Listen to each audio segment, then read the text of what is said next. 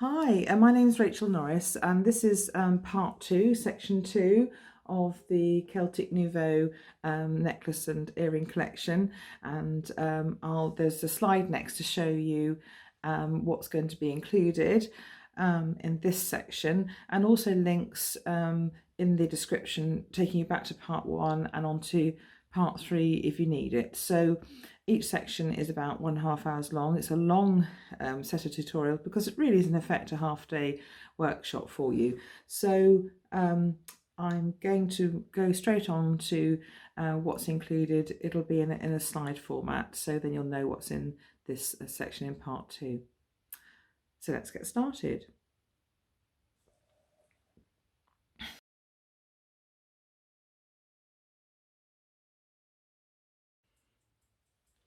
We're now going to make the sort of fuchsia or little flower components.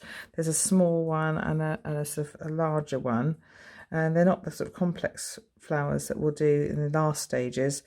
They're these side components, small and large fuchsias. And I use the large fuchsias for earrings, but you could quite easily use the small fuchsias. They're made in pretty much the same way, except you can see that I've layered them slightly differently. The larger fuchsias have this component sitting on the top, and the smaller components have it sitting on the bottom. So they're made in slightly different ways. So I'll show you how to do that. So first of all, we need to form the frames. So I'm going to just move on to the next stage where we do that. Right, I've got the frames for the fuchsias sitting here over the templates, and you've got the large one up here and the small set down here.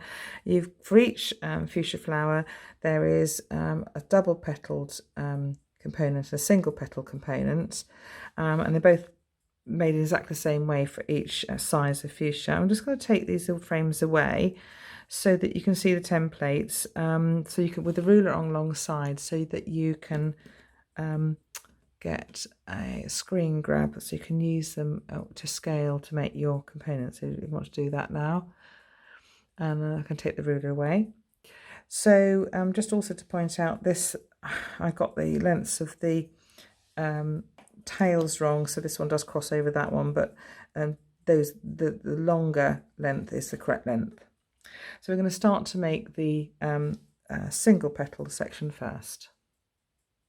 So this is made in a really similar way to the moth central body actually, but here we go.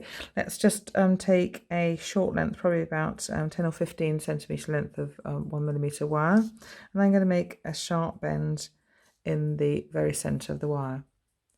I'm just then going to make a very sharp bend, squeeze right at the tip, like that. So we're going to make a lemon. Remember I was saying about lemons and leaves? This is, we're going to make a lemon shape with a little tip here. And then we're going to flare the wire ends outwards. So I'm just going to come in a little bit closer so you can see a bit more about what I'm doing. So pull that round the wire tail. And what we're going to do, instead of going out to the antenna like the moth body, we're going to make another semicircular shape for the middle of the flower component, and then outwards again with another bend of the pliers at the top to show the the top of the, sorry, to achieve the final wire tail. And just do this on the other side, the same thing, pull around, bend sideways outwards. I'm going to turn this so you can see this a little bit more clearly, because my hand will hide it quite easily, I'm sorry, on the camera unless I do that. So if I turn this, you can see, let's just make sure these bends at the same level when you're doing these flowers. That's why the templates are so helpful, to help you do that. And then another bend to the side and cut at the top. There we go. So that's one little component made, and the larger petal is just made exactly the same way, just larger. So we're going to move on to the double petal component now.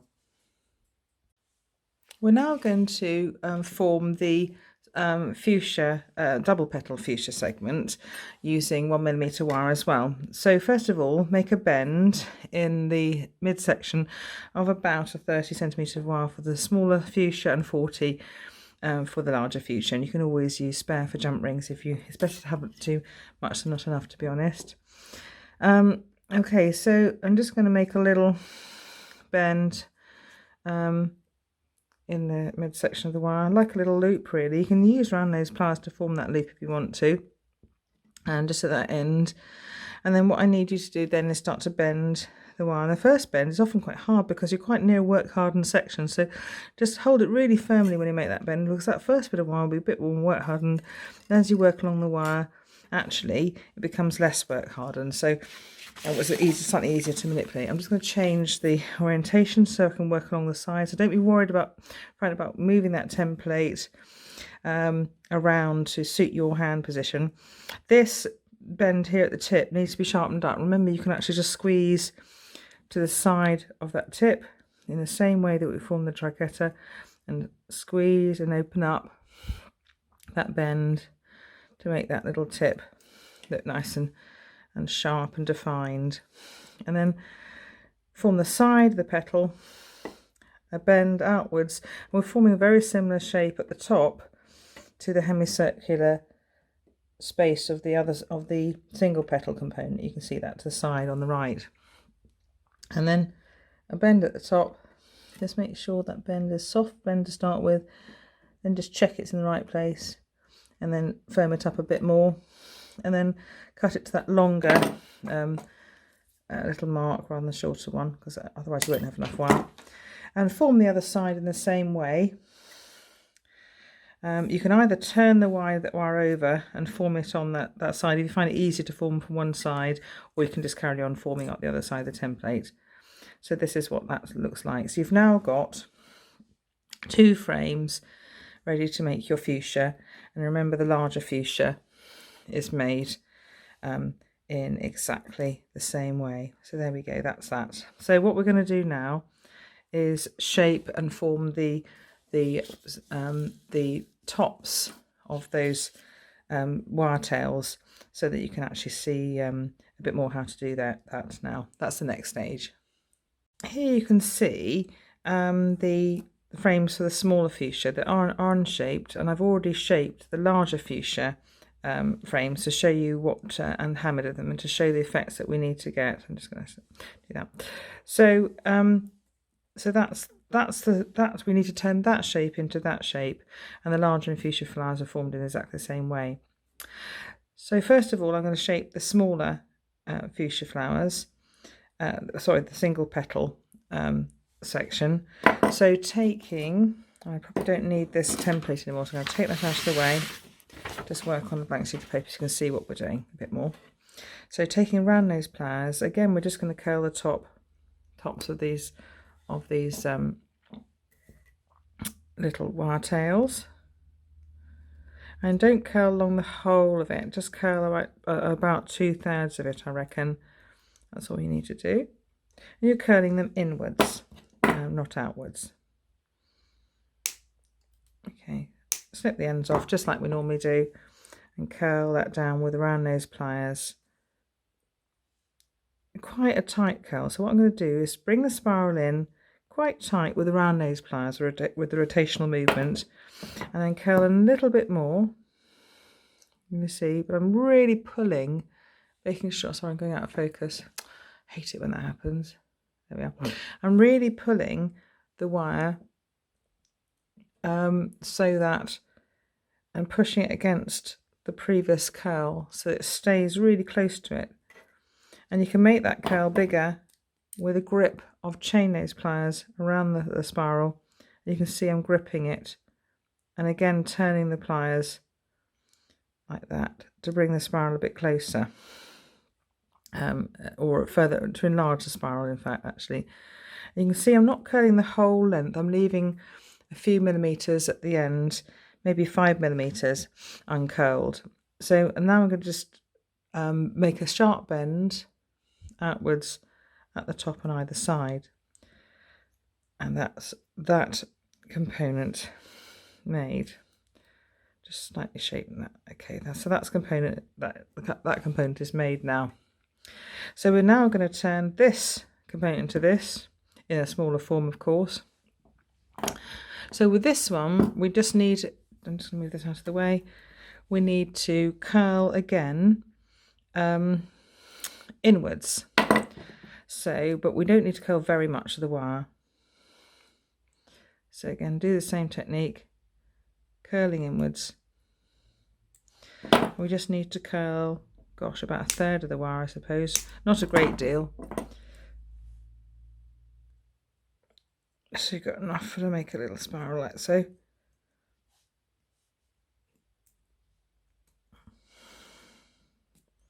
Just make sure all of them you make are the same. I might go down a little bit more, so I'm going to enlarge that spiral just a touch more on either side.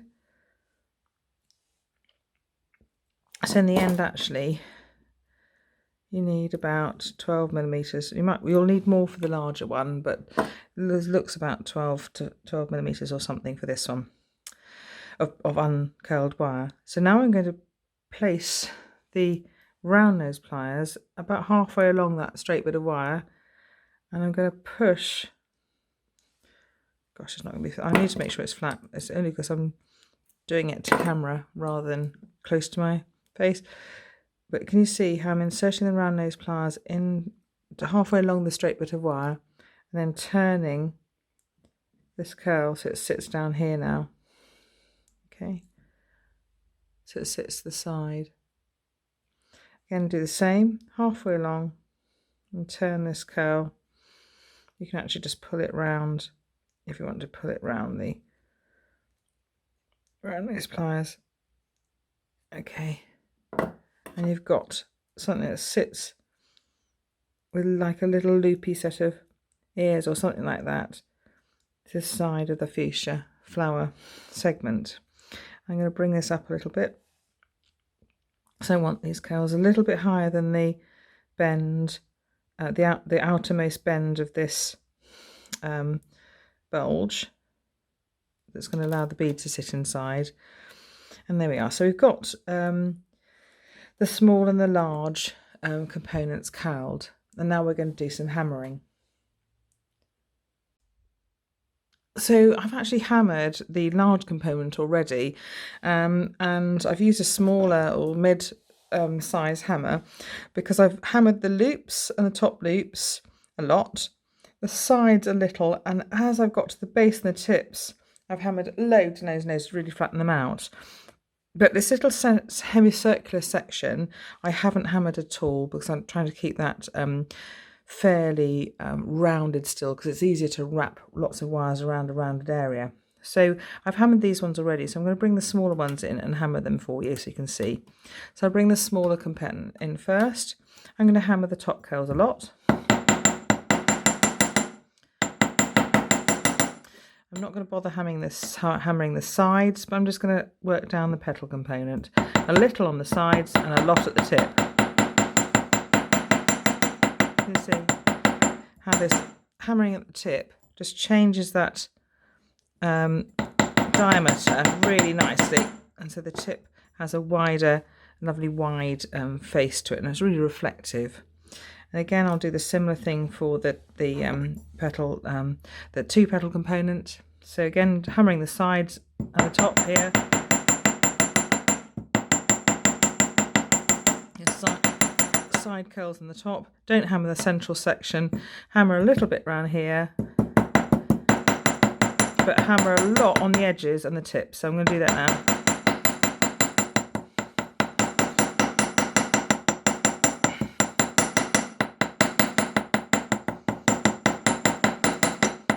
Okay, so it's just changing the amount and the intensity of and strength of the hammering. So you can you see that difference in the width of the wire?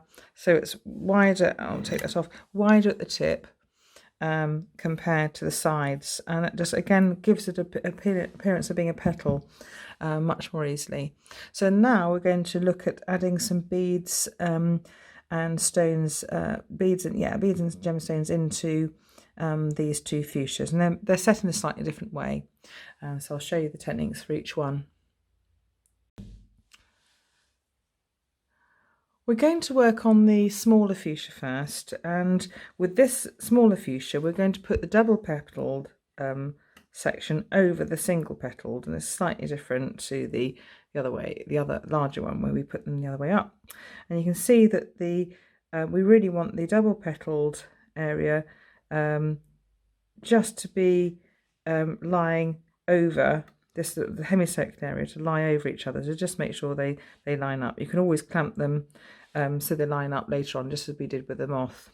So what I'm going to do first of all, I'm going to take about an 80 centimetre length of 0.4mm wire. I'm just going to zoom in a little bit, and then we're going to work on that. And I'm going to wrap it around the central part of the two petal flower using the midsection of 0.4mm wire. So I'm just going to wrap it around. About 2 times on each side, something like that. 1, 2, something like that. I just got to make sure that one. There we go.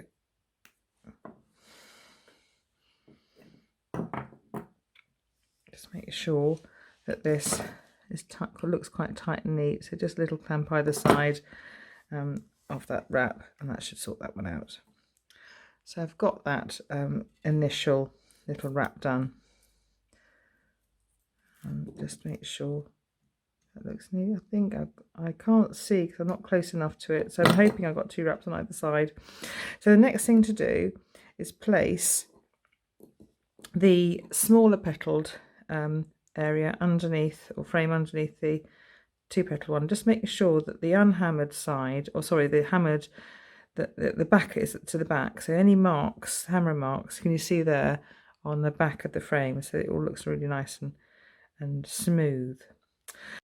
So what I'm going to do now, I've got the 2 petals section over the single petal section. I've wrapped 2 wraps around either side of that central portion, and I'm going to thread on a 11mm bead and wrap to this side, the top of the petal on the outer side, and wrap it around both frames, so you're starting to cinch them together.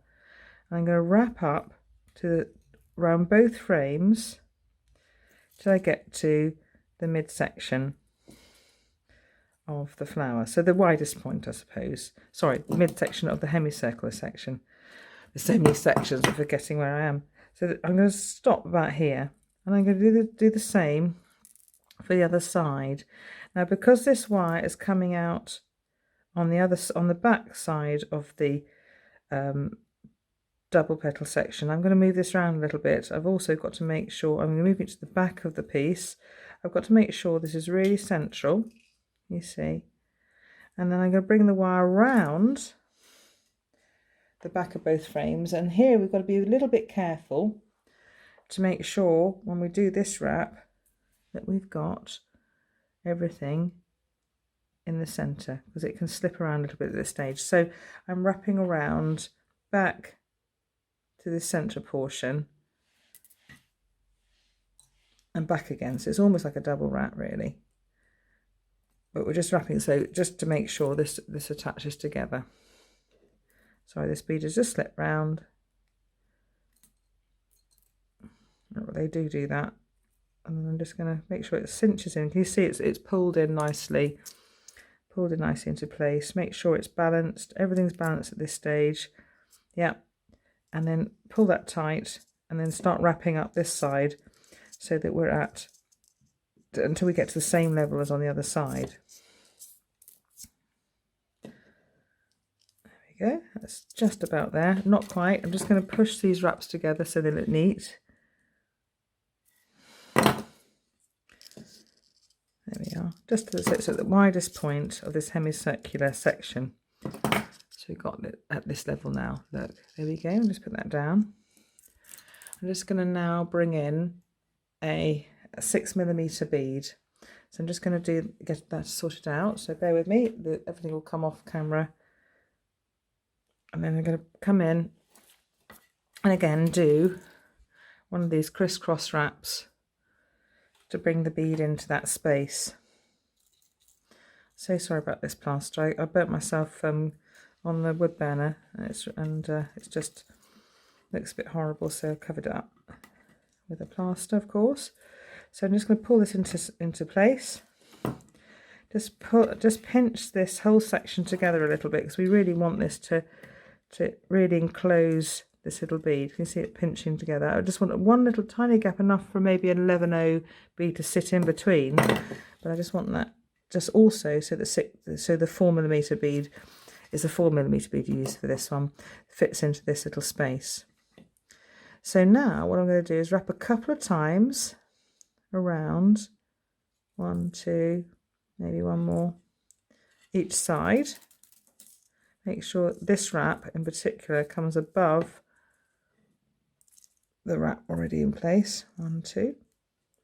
And then what we're going to do now, I'm going to work on one side and thread on an 11/0 bead and then wrap around. I don't have to wrap around this curl, it's actually this side curl of the single petal frame, and I just want to make sure I wrap around. I've got this curl a little bit tight, so I'm going to bring this out a little bit to give me a little gap to wrap around. So wrap around once, twice, and then up into the semicircular space. Then we want to wrap around just the loops. Then I'm going to pull this down, these ones to the side a little bit. These are the back loops, and I'm going to wrap around just this loop. Bear with me, I just want to extend this loop upwards a little bit. There we go, just this loop until we get to the top, the neck. We want to wrap around just this loop until we get to this point here. I'm going to do that and also do the same thing where I'm going to wrap to the loop on the other side of the frames, and I'll come back to you when we get to that stage and I'll show you what to do next. Right, what I've done here is I've wrapped around both frames, in fact on both sides, up to the small gap at the top of the frames. So you can see I've wrapped around both sides. I've also added in another 11/0 bead to the other side. So what we're going to do now is I'm going to wrap on up one side with one 0.4mm wire tail, and we're going to use the other one to add an 11/0 bead in a very similar way to the little moth. You'll see me doing that in the moth as well. So just going to take it up a few wraps. There you go. And I would wrap about 5 or 6 times up on this side. Again, push those wraps together. Always compress the wraps as you go. I did that when I wrapped up these sides as well. I just made sure I did side to side little plier pushes. Just be very careful not to break the wire. Don't crush the wire. It's a very careful side to side push. And we can cut that wire. Remember, on the inside edge, get the tips of the cutters in as close as you can. The inside edge is the least likely to snag at the back and snag at the front and snag anywhere. So then tuck that in. Now we can use this wire tail to add in an 11/0 bead. So because this wire is coming again from the back of the piece, and I want to be adding in the 11/0 bead more or less at the front, I'm going to thread the wire through the loop on the other side and pull this together a little bit, pinch it together a little bit, so we've got a little less bit of a gap. If it doesn't go with your fingers, just use your pliers to pull it together a little bit. And then I'm going to thread on an 11/0 bead, pop it into the little gap, and pop it to just here, so it's going to anchor itself a little bit, just in between the loops, underneath that other loop as it comes over, so I've got a bit more purchase to it. Pull, make sure that seed bead sits into place, lovely, and then just wrap up this this tail as much as you can. That's lovely, and until it's on the equal level to the other wraps on the other side, and then you can cut and tuck this in. There we go. Whoops a daisy.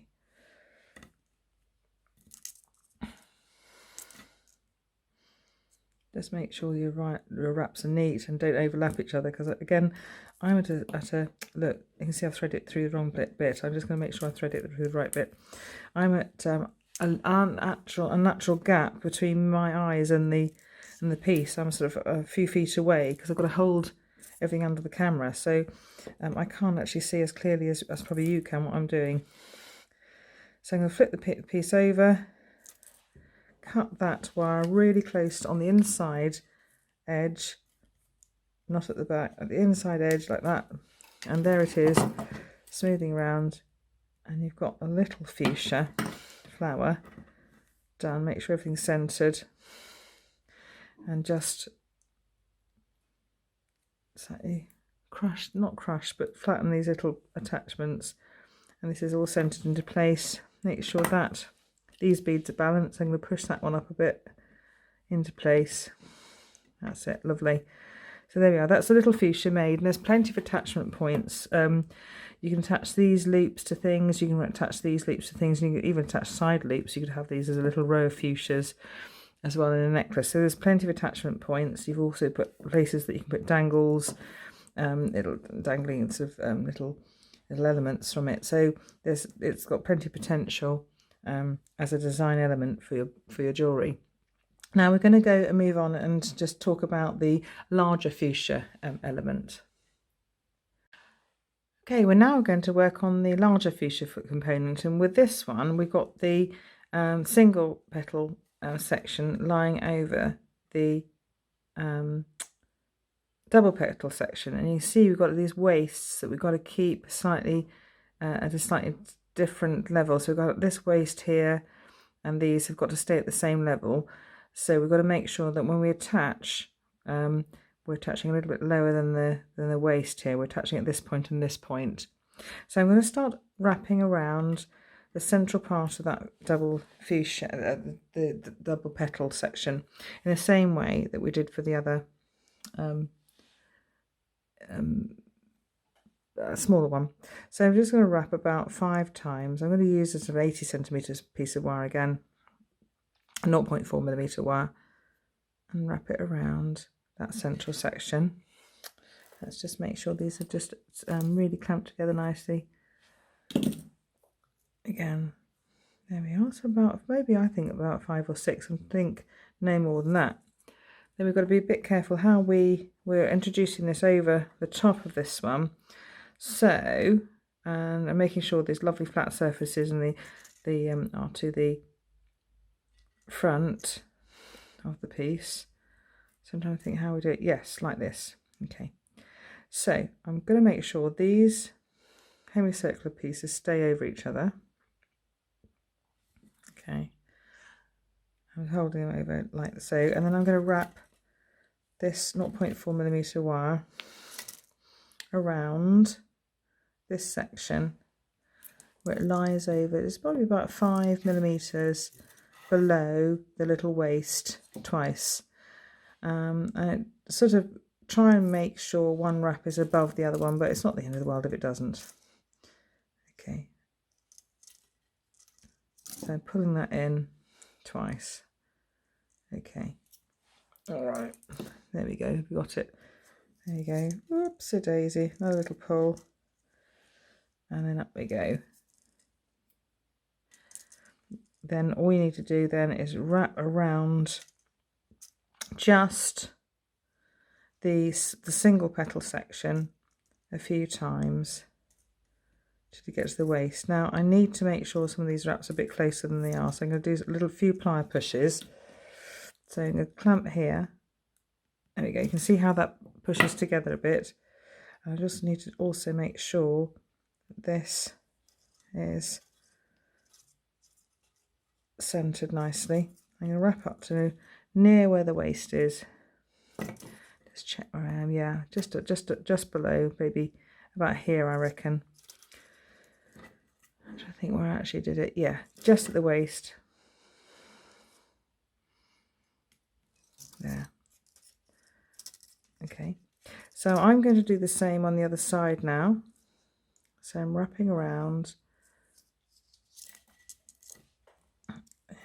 At this stage you have long wire tails and things slipping around all over the place, and you think, oh, am I ever going to get this to hold together? But as you get this attachment in place, then it becomes a little easier to just work on the piece then, because you've got some sort of fixation of everything together, so it gets a little bit easier.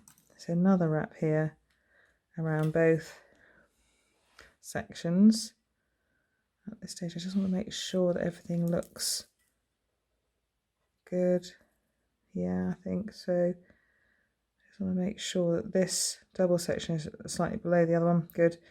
So I'm going to wrap up just the single section. A few wraps until I get to the point at which I can add in a red 4mm little quartzite or gemstone of your choice.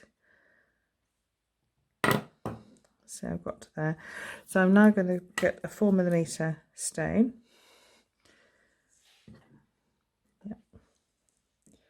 Check what I did, because it's quite easy to forget what you did. I made this a while ago, you see, and then just you forget each little step. Then I'm just going to pop in the 0.4mm wire either side, and pull this into the space. Whoops, a daisy. There we go. Push this in like that into the space. Hold it in its place while you just pull the wires. And now I'm going to thread on a 10O wire, 10O bead. Sorry, 11O bead. I don't know where I've got 10 O's from. 11O bead, seed bead, and wrap to both. About wrap around both frames, let's say, like that, and leave that for the minute. I'm going to do the same on the other side. So you've now really started to attach the frames together. It should be a lot easier to work with now. So make sure that stays. I would say keeping it to the side, like so. Oopsie daisy, that's just slipped out a bit. It's decided, sorry. Another little wrap around here. Just wrapping that around both. Come on, Rachel. You can do it. There you go. Holding the bead with a nail actually just helps it stay into position. Right, now I'm going to wrap around the sides of here and adding some beads in. So what I'm going to do actually is pull the lower frame outwards slightly, in the frame inwards slightly, to make a little bit of I suppose a gap between the two frames.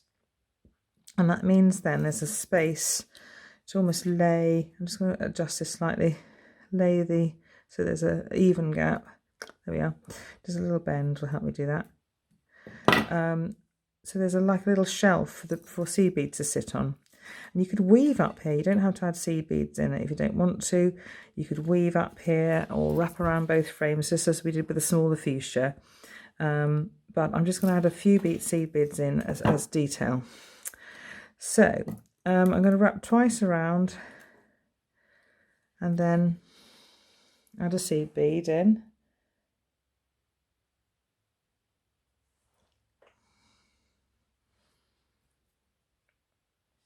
Just because I've got a kink in the wire, I just had to make sure there's no kinks in the wire, because number one, you can't do crisscross bead attachments or add seed beads in really easily. So this is just going to slip this down a little bit, this into position.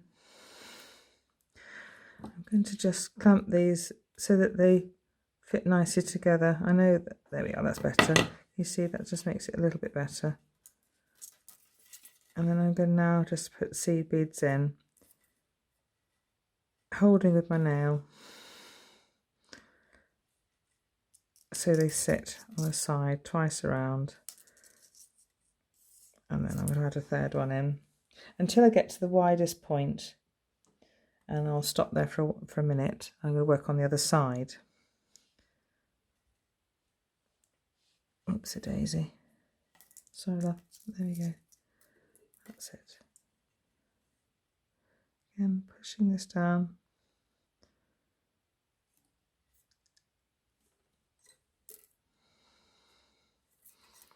There we go. So that's some seed beads added to the side here.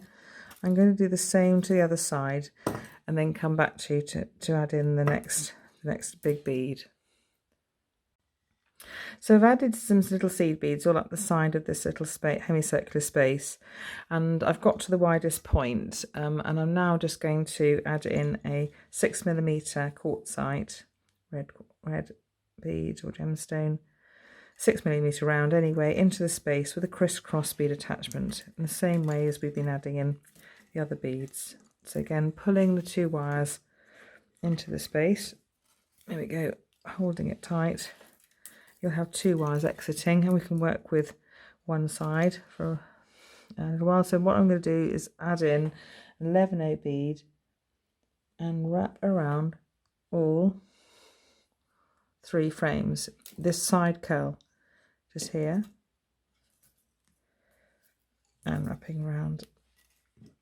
I might need to give myself a little bit of space, pushing that down, wrapping around again.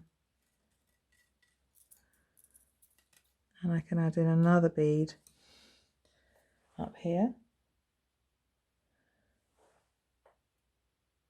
There we go, so you can add 2 beads into this section.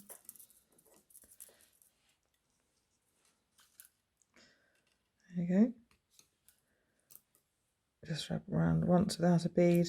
So you've added 2 beads into that section and 2 beads below that section. Just make sure you pinch that a little bit to keep it all lined up. There you go. Make sure you wrap those beads in tight as well, and they'll tend to sit into position better. And then wrap the wire up to the top, or the neck, I suppose, around both frames, both curly frames. I'm going to do that. I'm going to work on the other side, then come back to you showing you the next stage. So now I've wrapped up with both wires up. I've added the beads in on both sides of the curls, and you can adjust the curls back into position if you like, because I had to move them away just to make sure I was able to wrap around without trapping the outer bits of the curls as well. And I've wrapped up both sides to the little neck at the top, and I'm just going to add in a 4mm round bead with a crisscross bead attachment. So of course you thread it in to one side, and the other 4mm wire, 0.4mm wire through on the other side. If you find this difficult, you can actually pull the wire through with pliers. Just use the end of the wire to pull through, and I've got a little kink there. So what I might do, sometimes, yeah, there we are, I'll pull it a little bit harder. If not, just thread it onto the wire with a kink, or straighten out that kink with a bit of, by putting it through a bit of cloth.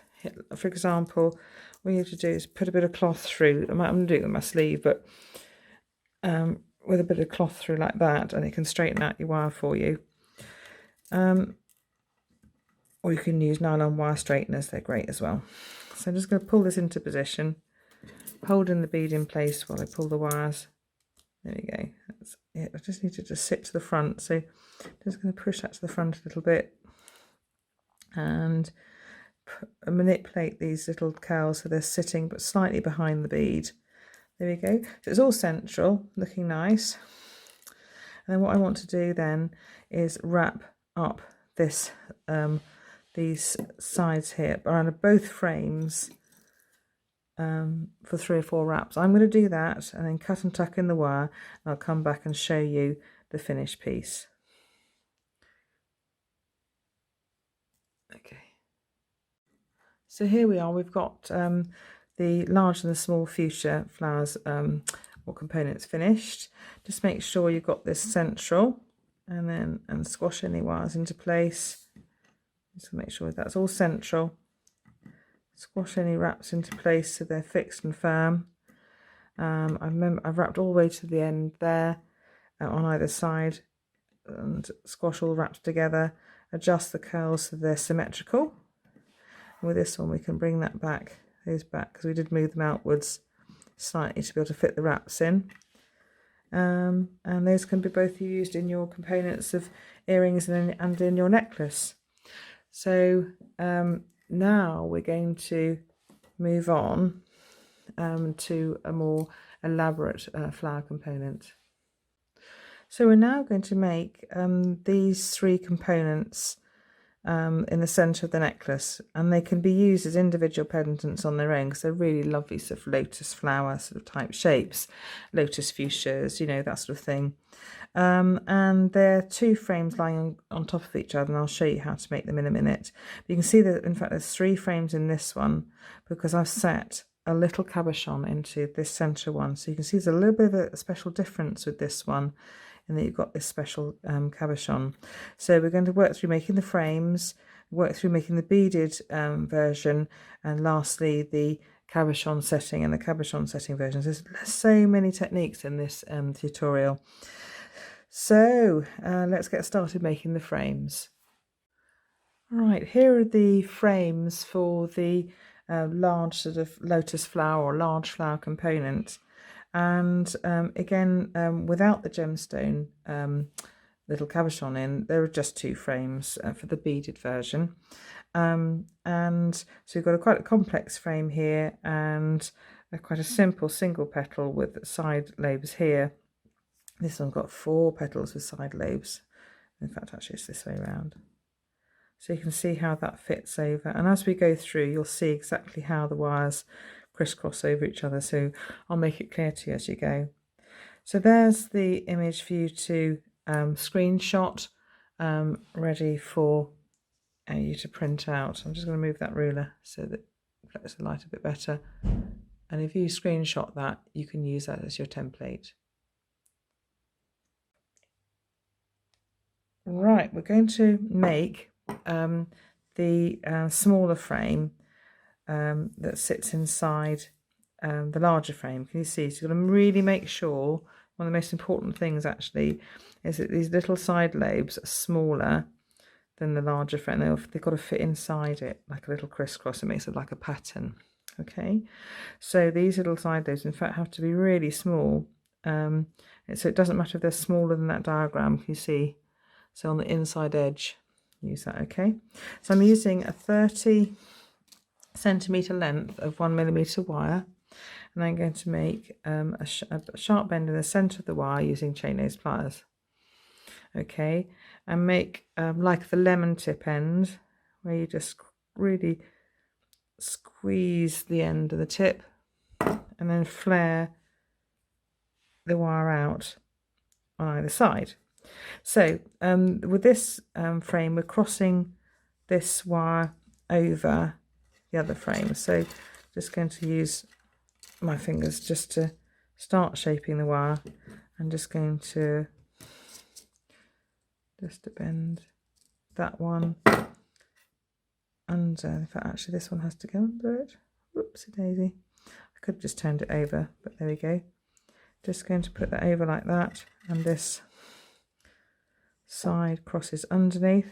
Again, spend a bit of time. I'm really doing this quickly for the camera, for you. And again, at home, you know, and I know that you spend a bit longer making sure each side was symmetrical as possible. Okay, and this is not quite, but it'll have to do.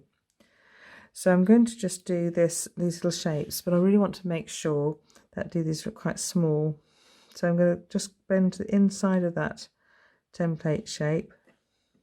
Sharp bend down, okay, and then I'm going to bend inwards. I made it, remember that, you can see I made that little curve as well. I'll just curve that outwards, that going upwards, and you can curve that upwards a little bit with a little curve just to mark that. Bend downwards, curve, and then make that bend just to the inside edge of that template line. I'm going to take it off the paper because I need to make sure this wire passes underneath all the frames that you're just making. I'm gripping near that bend I want to make sure that bend happens where I want it to be, so it's not too big. Okay, so this little shape doesn't end up being too big.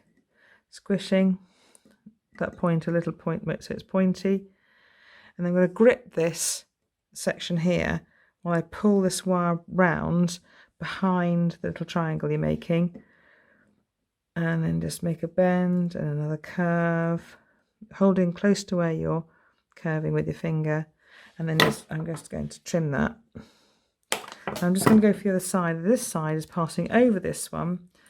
I'm just going to make this little lobe, side lobe, little curve here, little bend just to the inside of that template. If you can, just make it that's just a bit too big. So I'm going to take it off the page and bring it inwards so it's not too big. So that's fine. Again, make a little curve here. Another little curve, hold the one, curve it, that's it. Now bend this to the inside edge of that template, and we need again to make sure that the wire comes underneath all the frames. Underneath, make sure this curves outwards. This wire tail comes in underneath the frames in that little curve, like we did before, in that little curve. There we go. And I'm going to just check against the template. It's about right. So remember what I did? I just did a little side to side squeeze.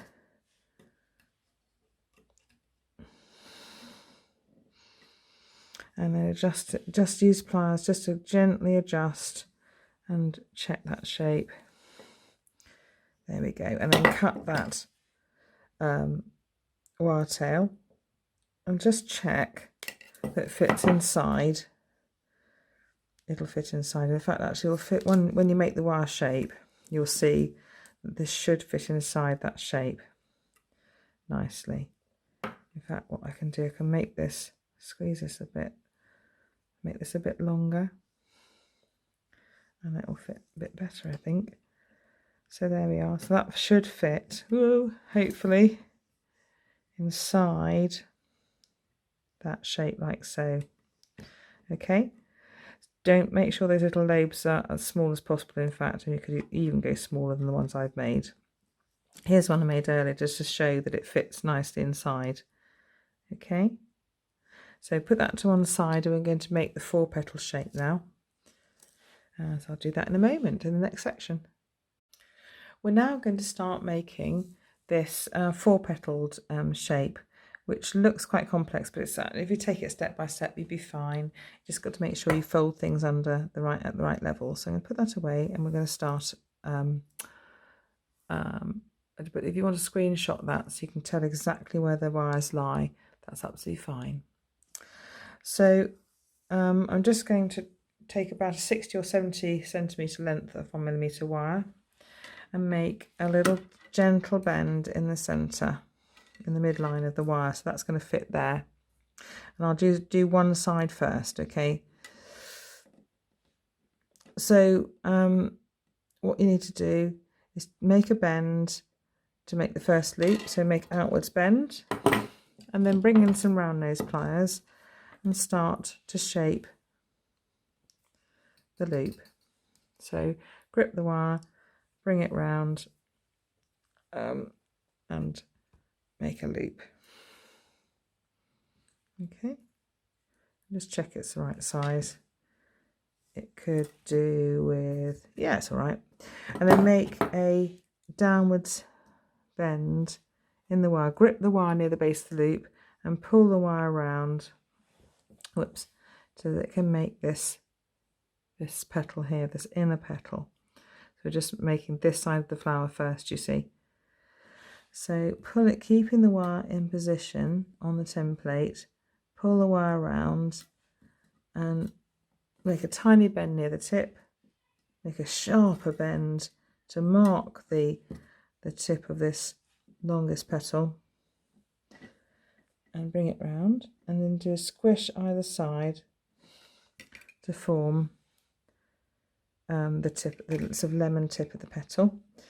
Then grip near that tip and flare the wire out, again keeping your eye on that diagram to make sure everything's in place. Now the next thing to do is make a bend. We're going to start to make the upper section, the upper line of this outer petal. So just make sure you do, you know, a bend, a sharp bend out downwards. So grip there and just clamp and just make sure that bend goes down. There we go. Again, keep holding over the diagram so you don't slip, otherwise everything's not going to be symmetrical. Make a little bend to mark that petal. Again, you're going to take more time than me. I'm going to pull the wire around because I want this wire now to start moving over this other the rest of the flower. So I'm going to take it off actually because I just need to make that bend a bit sharper. Taking it off the diagram, using the plier movements to do that. Back on the diagram because I just don't want to make a bit of a mess of this. No, squeeze either side of the tip to make that tip a bit more lemony, and then pull the wire around so it fits along this lower side of the petal nicely. So it might a bit more shaping, to spend a bit of time to widen that out, so you can see that's not quite right. So what I'm going to do is grip that, pull that inwards, grip a little bit further along, pull that outwards, and that will help to shape that side of the petal into a curve rather than a straight line. Then I'm going to hold everything in position and pull this round so it fits over. You see it fits over the frame at this point. Then I'm going to grip here and flare the wire outwards. There we go. And then I want to make a sharp bend to the side, really sharpness. This bit you're going to really squeeze, okay? So I'm going to take it off the paper and really squeeze that side section, squeeze. There we go. And then flare that round. Whoops, again, make sure everything's at the right level. Whoopsie daisy. There we go. And then cut that wire end. So we would have done one side of the flower. So you can see like that. So look. And so we're going to do exactly the same in mirror image on the other side. So here it is, and exactly the same in mirror image on the other side. So I've made the loop, come down and form that long petal, come up and form the outer edge, upper edge of that outer petal, come round over the top, so it just everything goes over each other at this point, out to make that side lobe, and over, curving over the first central part of the frame. So that's that one made up now. So we've made the inner and outer frames for this complex flower, and we're going to do some curling and shaping and hammering now in the next steps.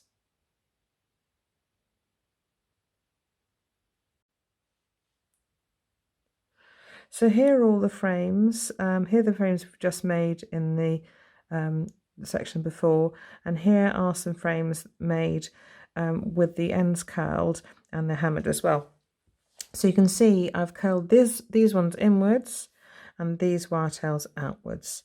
So I'm just going to show you the curling process for this one. I won't show the curling process for that one, and then we can do the hammering as well. So I'll just do the curling process for this one. So I'm just going to take the round nose pliers, and we're just going to curl in a very, very similar way. I'm just going to do one side, just to everything else we've done, all the other shapes. We just need to curl this inwards, taking the end off just as we normally do, and we're going to loosely curl just about halfway along, and then just make a bit more maybe, just so that it sort of comes round. And we really need to make sure that we've got the tip of the pliers in position. So what I'm going to do is I'm going to curl all the other ends and come back to you and show those frames, and we're going to hammer them next. So you can see I've now curled the wires, and I haven't curled along the whole of the wires. You can see I've just curled sort of halfway along the tails, leaving about sort of 8 to 9 millimeters uncurled, maybe a centimetre uncurled on either side. And we're just going to do some hammering. So with a smaller shape, we're just going to hammer just this petal, just the top curls. So I'm just going to find my block now, which I've gone a bit away. I'm just going to take that to show myself what I'm going to do. And again, you've got to avoid hammering any cross section, so keep that well away. So I'm going to make sure that these wires crossing over on the front of the piece, as far as I can see. Let me see. No, I've got the wires crossing over, need to be at the back of the piece. All right, so I'm going to hammer them at the front. Okay, so they're going to be at the back. These are going to be the front now. So this wire crosses at the back. I'm going to hammer this part of the petal, not where it crosses, so everything's off the side of the block. A little bit on the side and a lot at the tip. A little bit at the side and a lot at the tip. Okay, so that is now done. So we've got to make sure that these wire tails cross under these little lobes. So we've got that done. So we're now going to do the 4-petal flower. Now here we're going to have to make sure that the wire tails cross over the loops and the lobes. Okay. All right. So in fact, actually, you've got to make sure you hammer just the petals, none of this cross section. You can just about hammer the loops, and you can definitely hammer the curls. So I'm going to turn the piece over and start to hammer the sections we can hammer. So I'm going to hammer the loops. I'm going to move everything out of the way and use a small faced hammer just to hammer the loops. So just move it out of the way. Right. Do the same on the other side. On the curls. And then now we can move round to hammer the petals. Everything off the side, no crossed wires. So a little bit on the side, a lot at the tip.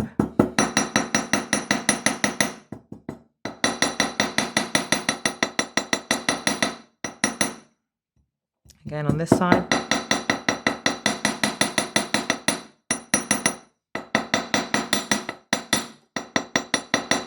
Okay, so we've now got that finished flower shape that we're going to work on with adding in some beads to the next section. In the next section and the last section, we're going to add in a cabochon version as well. So that'll be good fun. All right then, so that's the next section. We're now going to add some beads into the lotus flower or larger flower formations, and just take about 80 centimeters of 0.4 millimeter wire and hold both frames over each other. So we're putting the single petal right in the center. Make sure these wire tails to the front and these little wire tails are to the back, and make sure your nice flat hammered surfaces are on the front. Make sure you hold everything so that these two little lobes sit inside these two little lobes here.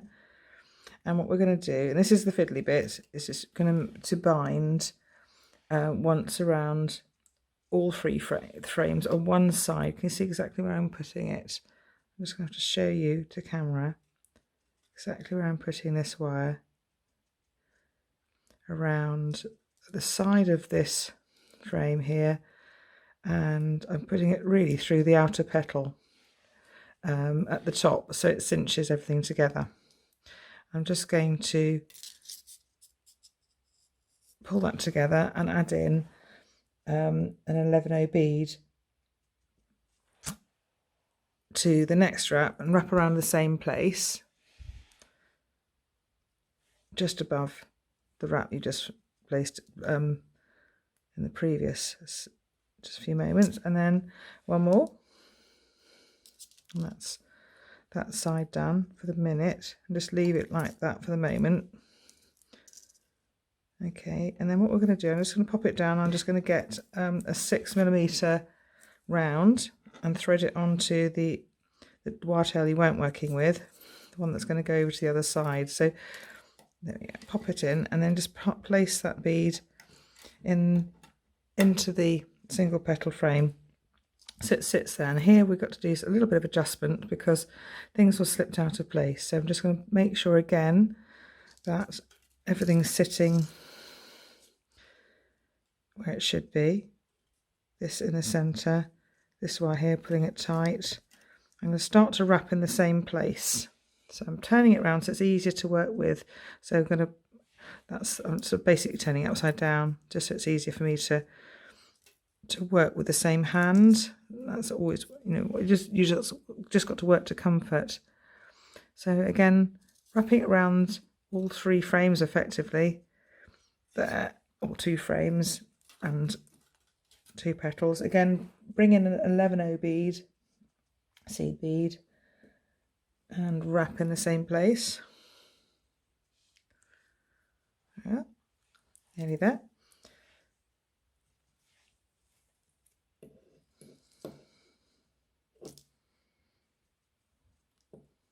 There we go.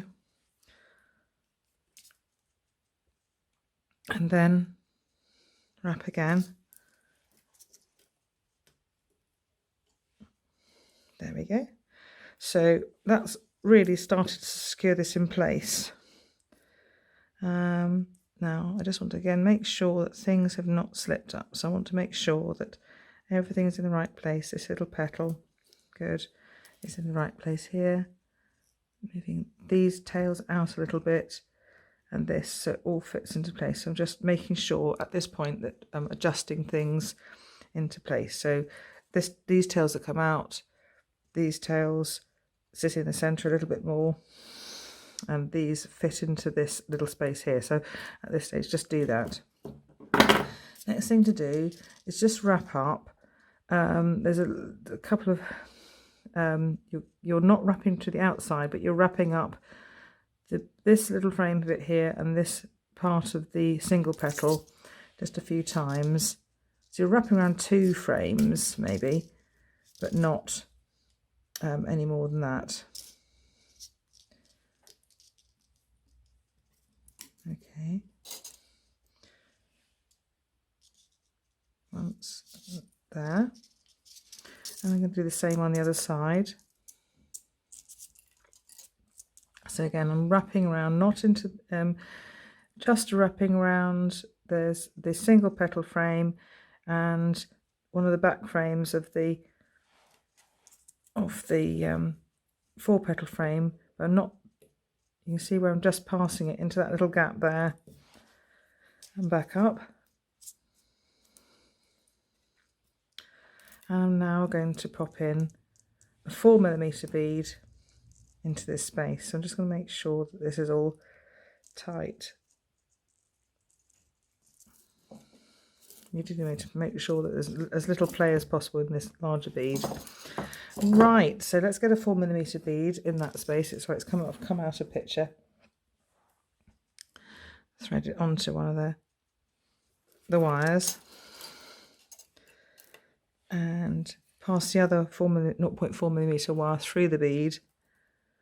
Again, I'm sorry about the plaster. It's the burn on the stove, just being horrible. It has to be covered up, but it's healing, so that's good. Let's just pull that into place. Again, normally I place my finger over the bead. I was just trying to show you what I was doing, but there we go. So that's done that. I'm just going to squeeze these other wires so that they're secure and tight together. And I'm just going to thread on an 11O bead to each wire end. To do this one, and I'm just going to wrap around again the outer frame in this little notch here, this little notch just between the lobe and the upper edge of the outer petal. And I'm going to pass it up in this central space and wrap around a couple of times. It starts to secure this area together. And then leave it at the back for the minute. I'm just going to do the same on the other side.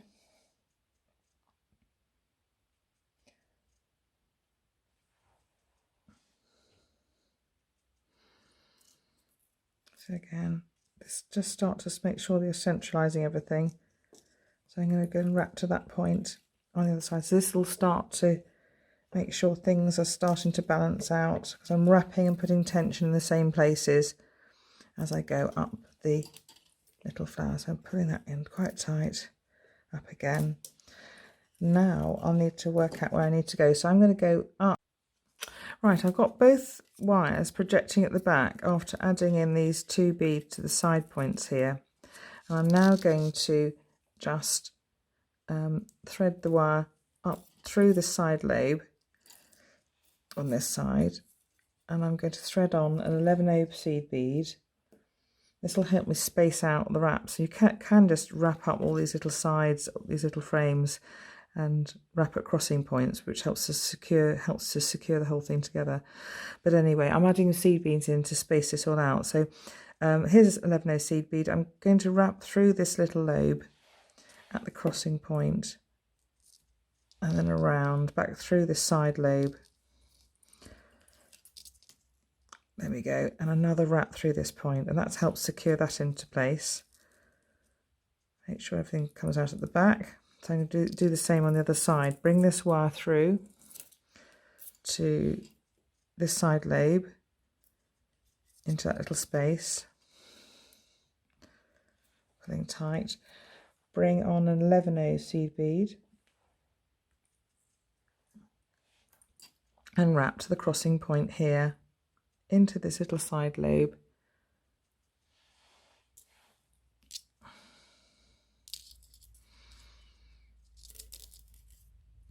And basically we're just advancing up the design, sort of cinching, sort of wrapping the frames together. And actually, you know, you can go your own way as long as you're fairly consistent and you remember what to do each time. But this is my suggestion for wrapping up these frames. So I'm wrapping around this point again, this little crossing point, twice, and I've got everything at the back of the piece now. I've just got to make sure everything is balanced and at the same point. It looks symmetrical.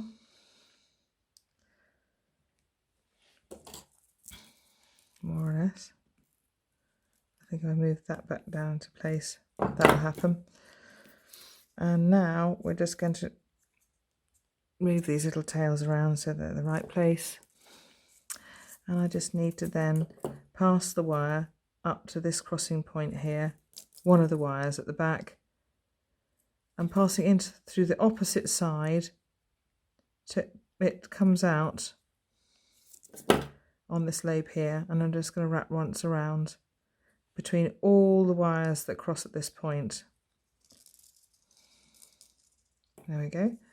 And then I'm going to wrap up one of the wire tails, probably this one, a few times. So I've just working with this wire now for a minute until I get to a wide point at the top where I could fit a 4mm bead in. So just making sure all these wraps stay together. And I'm going to stop with this wire in a minute. Just make sure everything's, I'm pulling things around a little bit at the moment because we haven't fixed everything in place yet. There we go. So that's ready to, at a point where I could add a 4mm bead into this space. Now I'm going to work with the other wire, pass it to the other side, this opposite point here. So I'm passing it up the back of the piece. I could easily wrap around these. That's another thing you could do, just wrap along these points here, wrap along.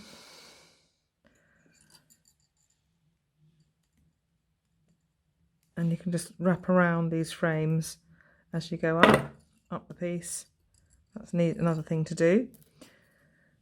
And I'm just going to add in a little 11 seed bead this time as I wrap it across, just above the crossing point, just where it will sit into this little area nicely. So I'm just adding on 11 seed bead and wrapping around this point here, where everything crosses in the centre. This is quite difficult to get this to sit centrally, so I'm just going to make sure that I am. Now, do you know what? I'm going to take the seed bead out and just wrap around this point, and then make sure I wrap around just above that crossing point. I think I'll get that seed bead to sit a bit more nicely. Forgive me. So I'm going to take that off and just wrap around another time with this wire at this crossing point, making sure it sits nice next to it, the previous wrap. Now I'm going to bring up the wire in between, or just above these little lobes, and add in an 11O bead just to this point. I think it'll sit better, so I'm going to go for that point.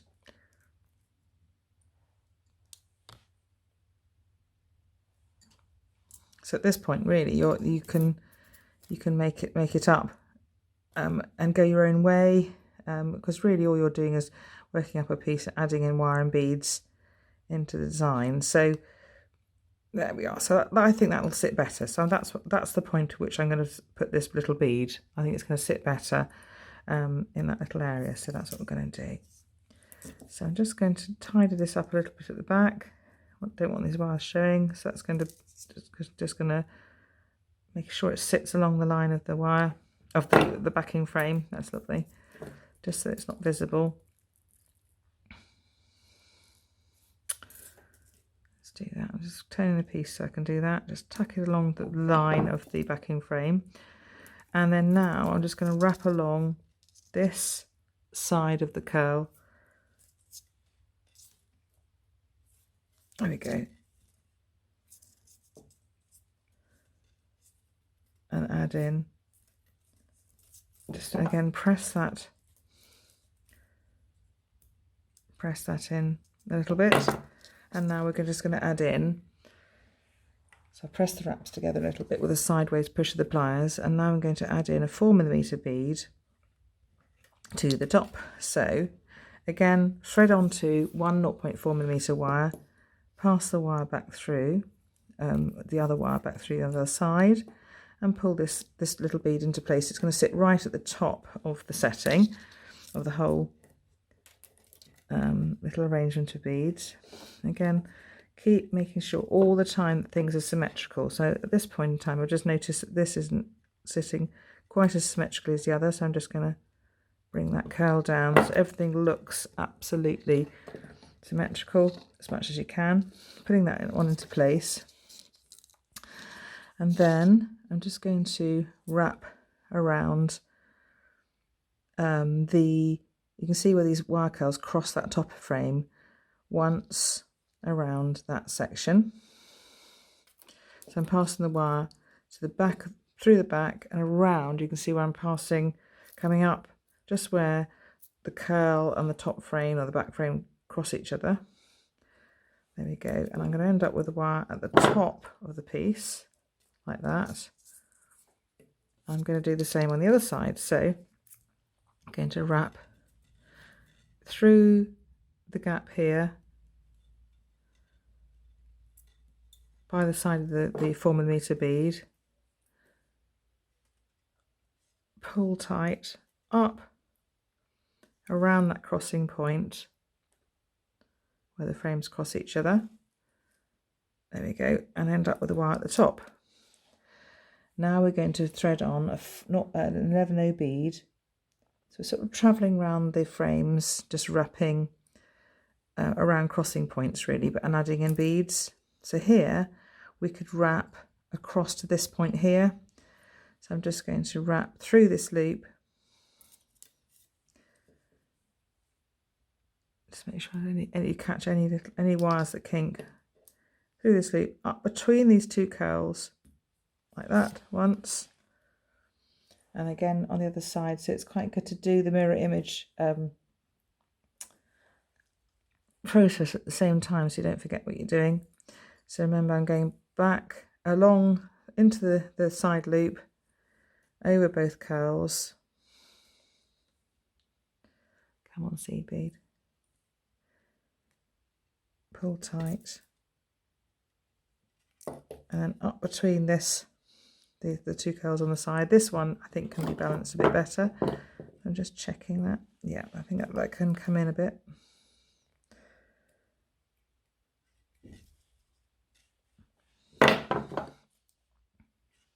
go. Now we've got 2 wires to work with at the side. So what I'm going to do is thread on another seed bead and come across to this point here. So it basically effectively closes off this loop here, so that when you attach into this loop, because it's a good attaching point, you've blocked off any jump rings or anything like that travelling into the rest of the piece and getting lost in the piece. You've really blocked that area off.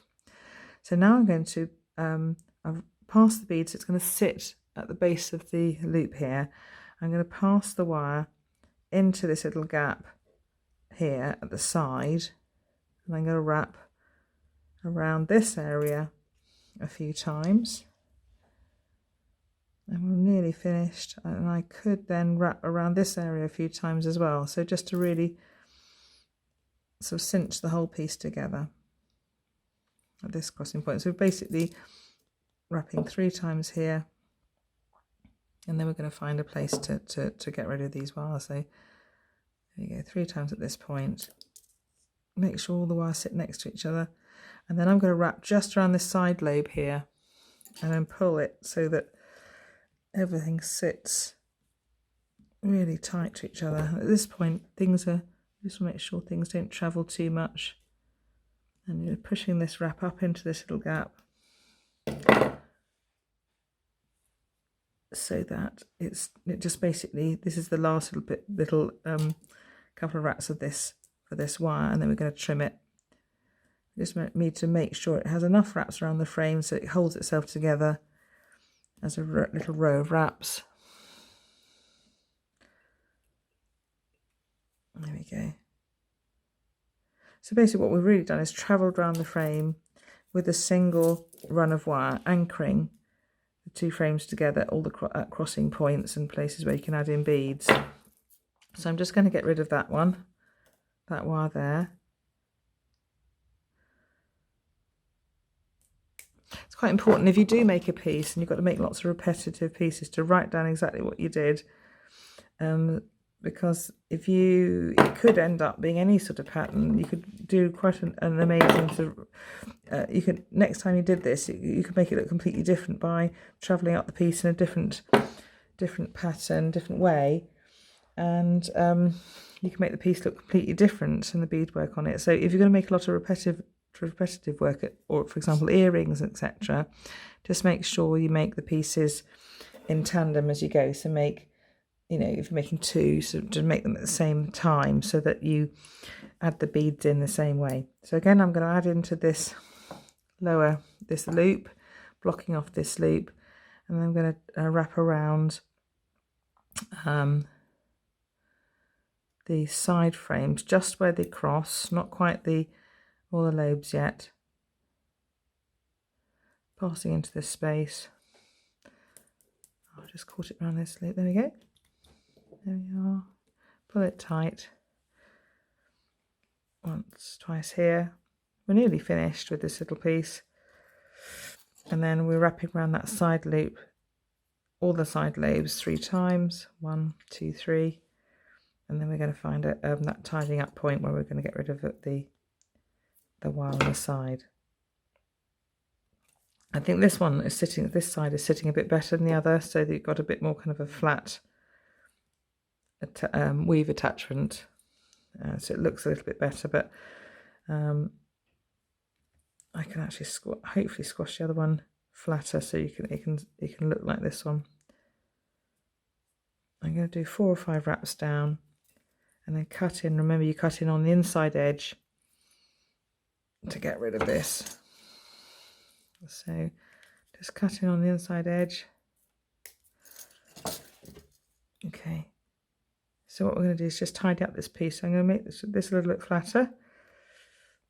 If you don't like that, just reattach a bit of wire. I might go back personally and reattach a little bit of wire and redo this bit, because I feel I've crossed the wires here.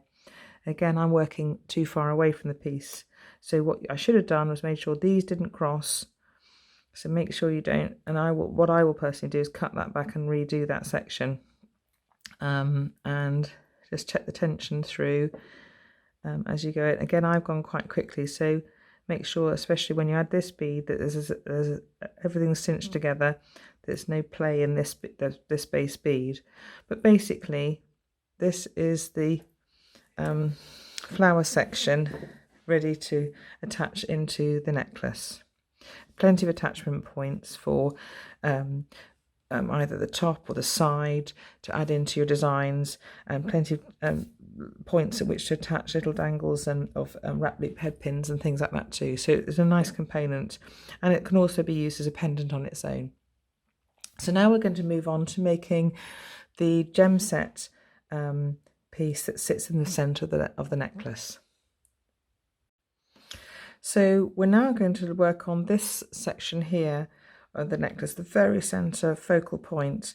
It's made from the same frames as these side flowers that we've just made, but we're going to add in a beautiful little cabochon setting to the base of the middle petals. And then more or less this beadwork is exactly the same as the other, but it's mainly this bit that differs. So we're going to work on making the setting and setting that into the wirework. So we're going to move on to making the little cabochon setting next. Right, we've got to create a little setting for this lovely gemstone, and it's a little pear. It's a Papadracha quartz actually. It's 3.5 or 3.3 carats. It's a pear cut. It's brilliant cut, and its size is about 13 by 9. But you can make the setting to fit gemstones, you know, sort of 14 by 10 or 12 by 8, just by adapting the size slightly. But that's the sort of size of gemstone you'll need to fit into the centre, or just add another beaded one into the centre setting. So I've got the gemstone actually upside down because we're going to make a little backing frame first of all, and we're going to sort of basically be making a setting a little bit like this that will fit and hug around the gemstone like that. So we'll start off just by making a little pear shaped backing frame. So I've got about 20 centimetres of wire, something like that, 1mm wire, and you can work with 0.8 if you like, if you're working with a smaller gemstone, but I just wanted something fairly substantial because I'm going to be hammering the tails and things like that and making it a real feature. So I'm going to bend right in the centre of the 1mm wire, not sharp but fairly sharp bend using chain nose pliers. And we're going to make that will be the point that fits around the pear at this point. So a little squash, and that makes it a little bit tighter, but I don't want it sort of incredibly sharp. It's because it doesn't have to be, it just needs to sort of cradle the gemstone. So I'm now going to make a little pear shape by curving round the wire on either side. And if you hold the wire at this point, it'll keep it straight with chain nose pliers, and hold that wire at this point, it'll keep that straight while allowing you to curve that section. And the reason why I'm keeping the stone below me all the time is because you just need to check this pear will fit over the back of the stone the whole time. So that's too long and too thin. So I'm going to widen that point a little bit. And I'm going to widen that little point a little bit, and then bring this inwards a little bit, these two wires downwards, so to make this pair a little bit shorter. And that's getting there. Look, that'll fit quite nicely. So if I put this up like this and then sat that pair in there, that would fit, and it would sit inside that little setting quite nicely. So that's great. So I feel like quite happy. You can actually afford to go even a little bit bigger if you want to, just as long as it's not going to fit up, fall out of the back. So that is enough to cradle that gemstone at the back while allowing plenty of light through. You can't even see the wire from the back, which is lovely. So the next thing to do is direct the wire straight upwards at the top. So I'm gripping the setting near the top, or the pear shape near the setting where the wires cross with chain nose pliers. I'm just bending the wires straight upwards. Again, we've got to make sure that things are fairly symmetrical, so Just got to make sure that things look as symmetrical as possible. Again, spend more time than I am. Make sure these wires are nice and straight exiting the top. And then what we're going to do is just check the fit again. Just going to pop that over there. That's all right. Got my grubby fingerprints on the stone. I'm sorry. There we go. So that's the little setting for the base. So now we're going to start to form this setting that's going to fit over the top of the gemstone. So firstly, I'm going to trim these wires to a length of 5 centimeters with flush cutter pliers. So I'm going to trim this setting, these wires exiting the setting. Make sure they're nice and straight. So straighten them out with your fingers first. Maybe straighten them out with your fingers first. And make sure they're nice and straight. And then trim these wires exiting the setting to about 5 centimeters. So I'm using a ruler to help me do that. So there we are, 5 centimeters. There we go. And the other side, 5 centimeters. I'm just going to straighten this wire out a little bit, and you can do that with gentle clamping, really gentle, because I don't want to flatten this in this dimension at the moment. And then just check that they're exiting straight. There we go, and check the distance, and they're about the same, so that's lovely. Right, so they're trimmed to length, and what I'm going to do now is just bend these wires outwards first of all. Now I want something that fits the length of the stone, so, and with a little bit of allowance for bending upwards around this side of the stone at the top. So it's just going to be very, very slightly longer than the stone, but not very much, by about 2 millimeters, maybe 3 millimeters. So I'm going to make a little curve just at the top of the pair. I'm going to start to curve this wire outwards like that, like a little eye. Okay. And just check the stone. I mean, you can adjust this if it's too big, but I'm just checking on this one that I had. Yeah, we can go a bit smaller than that. So let's go here, because I can adjust this end at a later stage. That's not going to be in it. So I'm just going to be, let's just check against the side of the stone, size of the stone, so you can see what you've got to work with if you're working with your own stone. There we go. And I'm going to flare those wires out a little bit. So basically, I've got, it's just about the same length of the stone, perhaps, yeah, just about the same length of the stone, because that allow that to come up over the side of it, and we will actually want these wires to come over the side of the stone at this point in a later stage when we fold it over. So we're just about right. Okay, so next thing to do is just check that's symmetrical. So have a look at it. Is it, well, I could just slightly adjust that one so that it's symmetrical, and that one. So spend a little time making sure it looks nice and equal on either side, like a little eye shape. And then the next thing to do, I just want to check are those wires the same length? So I'm quickly stroking them together. And actually, even though they do appear a little bit different, they actually are the same length. So I'm quite happy that that is. So, optical illusion there, I think, just because of the way it's bent. Okay, so that's all right, that's fine. So what I'm going to do now is curl the ends of the wire here. And I'm curling them inwards using the tips of the round nose pliers. There you go. Just be careful. Because I'm working on such a zoom, it'll lose focus quite easily. So I'm really sorry about that if I'm coming out of focus. I'm very sorry. So I'm just going to curl and then trim the wire ends, and then this will curl a lot better into a circle.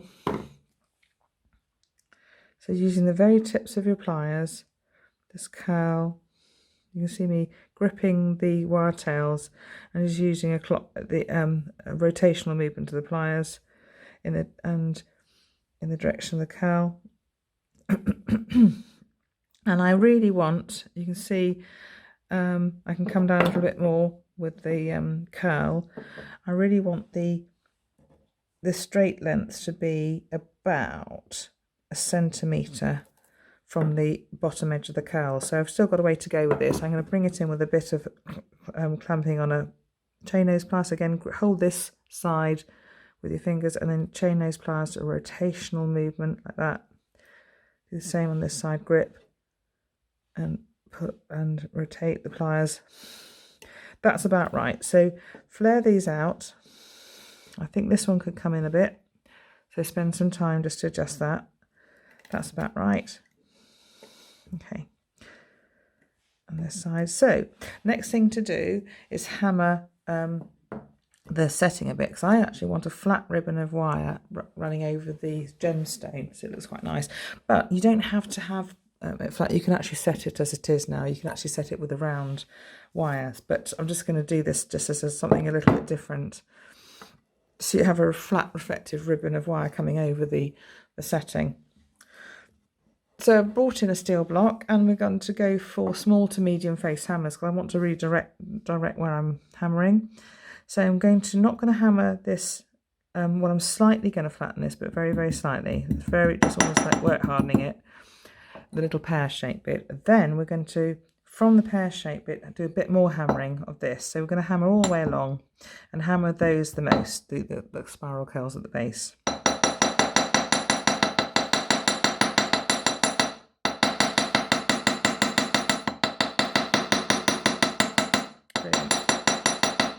Right, that's ready to start to set the stone. So that's going to be the side facing the stone, and that's the side facing us. So it's a little bit more flat and reflective, which is lovely. So the next thing to do is now fit the stone into this setting. Well, in fact, actually, if you were just going to set it as it is and not attach it to anything particular, you know, you can fold it around the stone now, but actually, because I want to make my life easier, I'm going to put some wires in ready for attachment to the main piece. I'm going to do that now. So I'm just going to wrap some wires around the base and show you that in the next section. Right, so you can see I've attached one shorter length, probably about 20 to 30 centimetre length of 0.4mm wire to the tip. I've wrapped around the tip of the setting, 5 or 6 wraps on either side. You don't want to go up too far because this is the point at which you want to set the gemstone or attach that setting on this side here. If I go too far up, the gemstone might slip out, so that's as far as I dare go. And now I'm just going to start just to bend this setting up, ready to fold over the stone. So I'm just going to do a little bend up here with the pliers, just at the top of the pear, just a little bend up of both wires, keeping this setting as flat as possible. Just going to clamp this setting flat, and then bend. You go with one bend upwards, so that everything's up straight perpendicularly. Then about maybe 1 or 2 millimeters from that first bend, make another bend downwards. So that's going to allow a little gap for the stone to fit into place. Okay, a little bend over, keeping everything flat. So this bit must stay really flat. So I'm going to bend over first. Right, so you can see it's starting to look as if it might cradle a stone. And this little curve has to be slightly in, well, almost at the same level, I suppose, as the base, which is fine because the base is smaller than the outside girdle of the stone. Now this I haven't bent very well. I've bent with my fingers rather than the pliers, so that went a bit wonky. So you have a bit more control, I suppose, of the pliers with the bending. And just make sure this now flattens out. So I'm just going to spend a bit of time just gently flattening this section of wire so that, number one, it's balanced, it's flat, it's going to sit over the stone nicely. So there we go, just gently moving that up into place. So there we go, we've got that. Next thing to do is attach a bit of wire at the top of the the setting here, because I've got wire here so I can attach the bottom of the setting to something, but I want a bit of wire to, number one, to fix this setting together here. I mean, you could at this point just check the gemstone fits into the setting. I'm going to do that very quickly just to make sure it fits. So lifting those wires up. I don't want to do too much manipulation yet, but if I feel it sits in properly,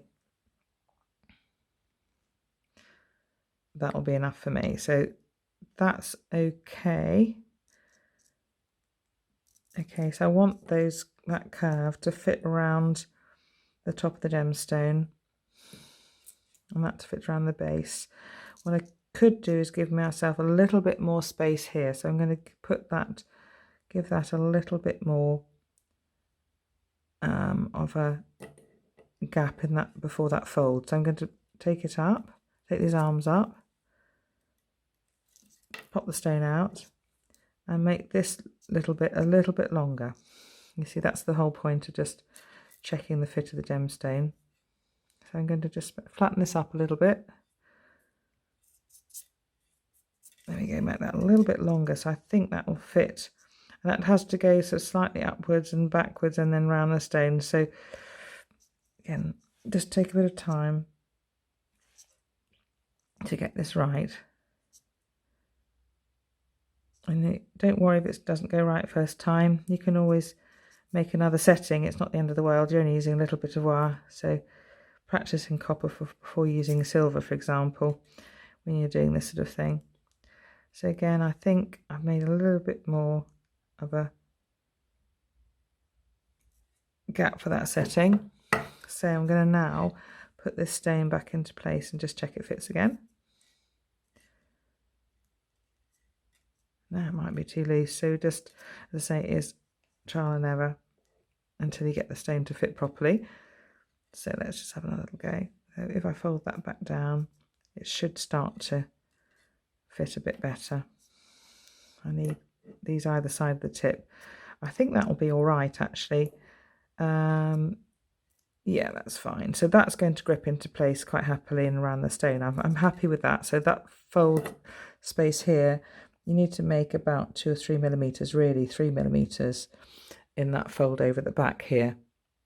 All right, taking the stone out again, work over a soft surface and in an area where you're not going to lose the stone if you're doing this, because they travel quite a way if you do lose them. Right, so I'm going to get a longer length of wire because this is the one I'm going to use to work up the setting with in the same way that we did the flower with, the other flower with. And I'm just going to wrap it around this, this setting at the top here to start to bind the pair together. So I'm going to do one wrap around the whole setting, and I'm just going to bind a bead in on the second wrap, actually. Just a bead in the top, just to sort of, you don't have to put a bead in. The whole point is you don't have to. Just do that, cinch it together, add a bead in. And that's the optional bit, because you can do wire work completely up the flower and not add in any seed beads at all.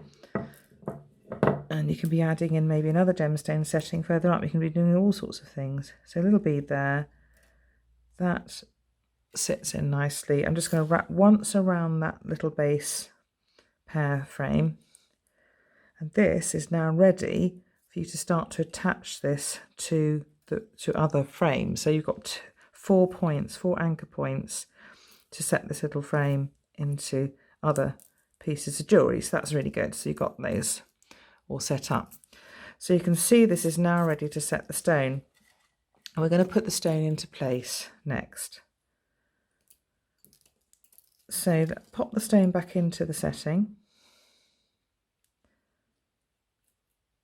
and grip it into place with one hand. So just take again, it'll want just a wobble. Maybe clean the stone just before you put it in. I have. And work with clean hands with gemstones, to be honest. I'm very good at clean hands, but they look mucky because I've always got pen on them. indelible pen. Right, so I'm going to, as you can see, I'm just starting to manipulate these little arms that sit over the stone. I want to bend this to the side without having this slip off the top of the stone. So hold this really carefully and bend this arm downwards over the side of the stone, and then you can do the other side.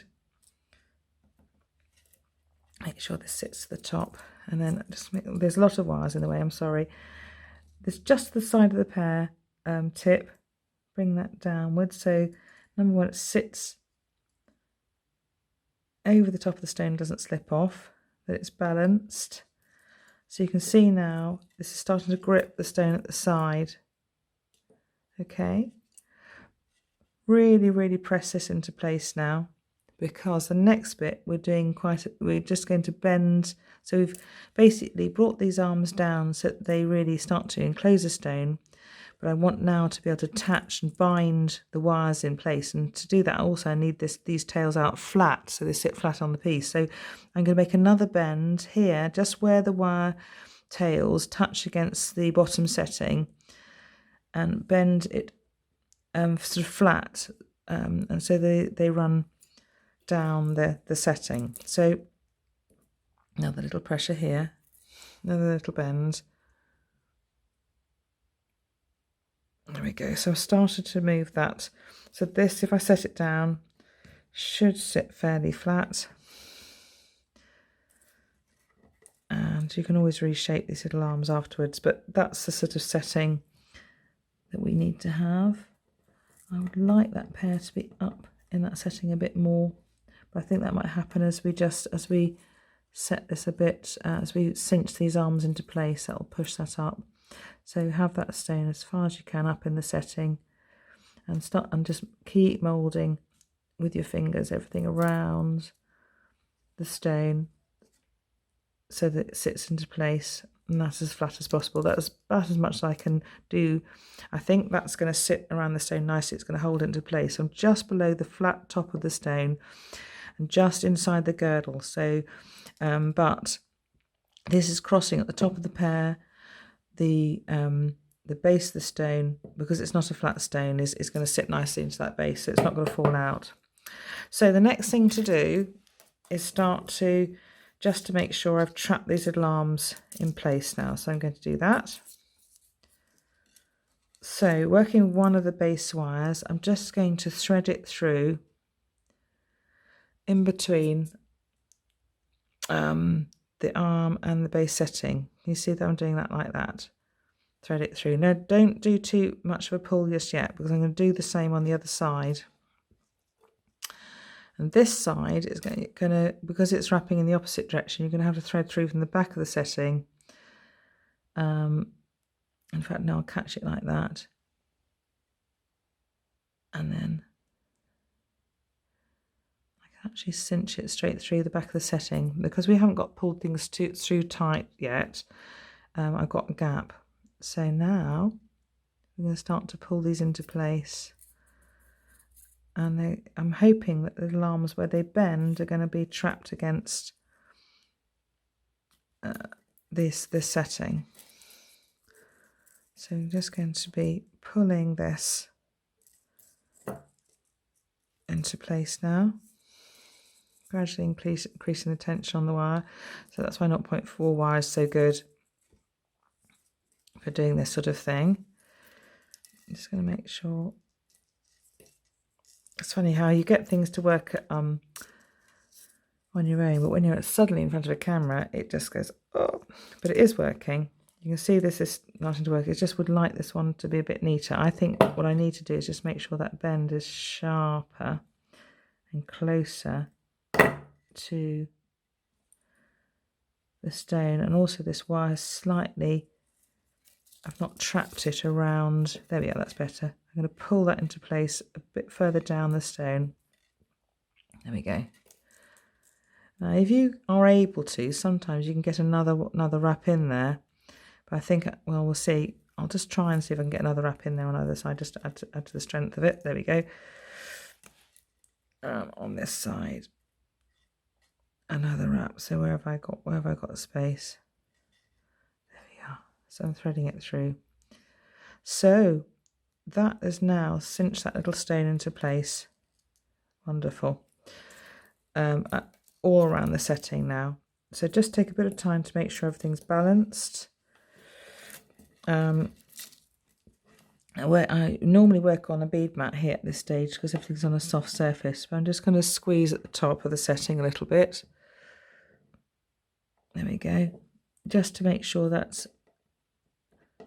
at the nice balanced level. You can see the setting is lovely. It's actually letting plenty of light in. I'm going to do another little squeeze at the base here. And I'm just going to then very gently with the arms, rubber arms, again setting, I work on a bead mat at this stage so that there's no pressure to the base of the stone. So get a soft bead mat and place it underneath the stone. That's what you should be doing.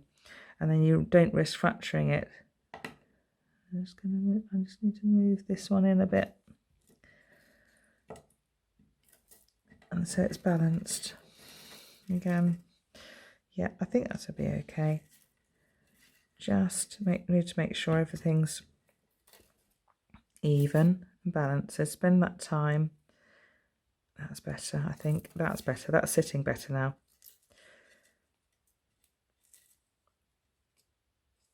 Okay, so now I'm just going to pull those settings a little bit tighter now. And that stone is now held into place quite nicely. What I would have done, I think, is just slightly shape this one a bit more so it's balanced. But the top it's all right. This one, these little bends here aren't quite in the same place on either side. So that's a bit I probably would go back and reshape a little bit. But essentially that's the technique for making sure that your stones are held into place nicely. So that is ready now to add into the rest of the setting. So we'll move on to that in the next stage.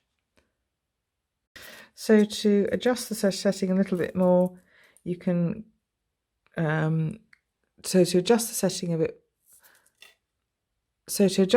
bit more, you can gently crush around the side, and you can use the side of your pliers onto a sticky or soft bead mat and just press around this area. Make sure everything's adjusted, and just spend a bit of time sorting that out if you feel that it's not.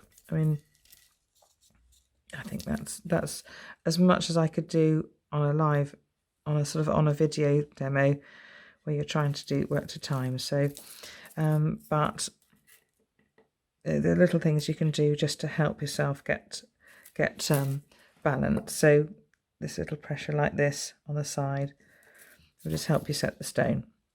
So that's ready to set. So what I'm going to do is bring in the frames, just tidy up these wires a little bit, straighten them away from the setting so that you're ready to work with them. Again, in a similar way, we're going to bring this setting up into position with the 4-petal flower and the little single petal flower sitting over each other, with a single petal sitting over the double. Okay, and then I'm just going to start to pop this into position. So place this setting over the other setting. Again, this is fiddly. I'm just gonna do a wrap at the top just to get it out of the way. So I'm going to do this. I'm just going to attach an 11O seed bead to this wrap. Oh, I've just got everything in position. It might slip out, but what I'm going to do is wrap around all the frames into the gap of the outermost petal, and then wrap into the crossing point of the single petal. I wrap that once with a bead and once without a bead. pulling quite tight. I'm going to do the same on the other side.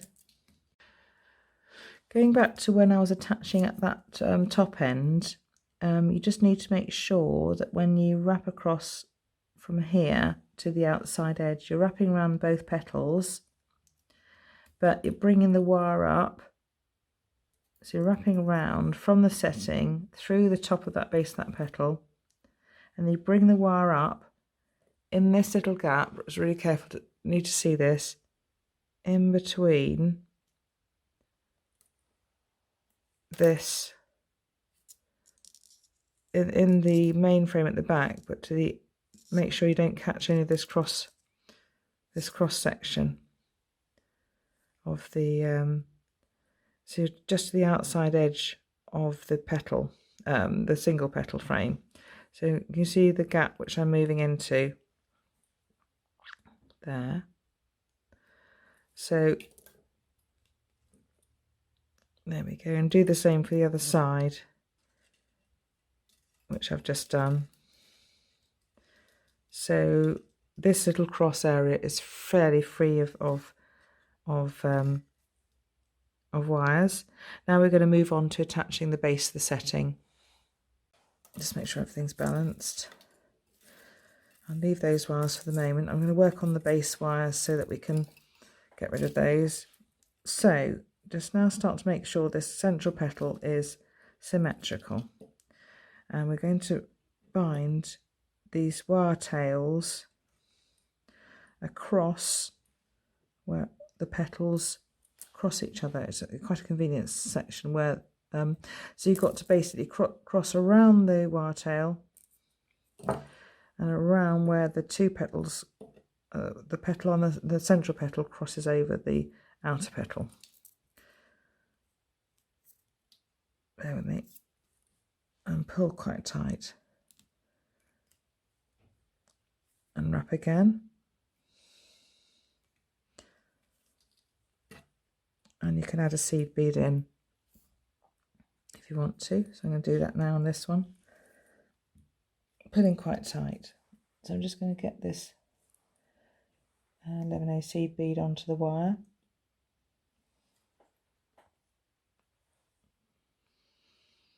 and then pull, pull, pull. There we go. And I'm going to wrap again. And you can choose to wrap again at the same point, so it helps hold the seed bead in position. And you can choose either to wrap along the gemstone setting wire tail or the petal. It doesn't really matter as long as you do the same on both sides. So whatever's easiest for you. And I'm going to wrap along the I might go along the petal actually, and in the main one I went along no, in fact actually I am going to go along the wire tail because it actually ends up sitting easier. So don't, yeah, that's the one. Go for the tail on this side and wrap a few times.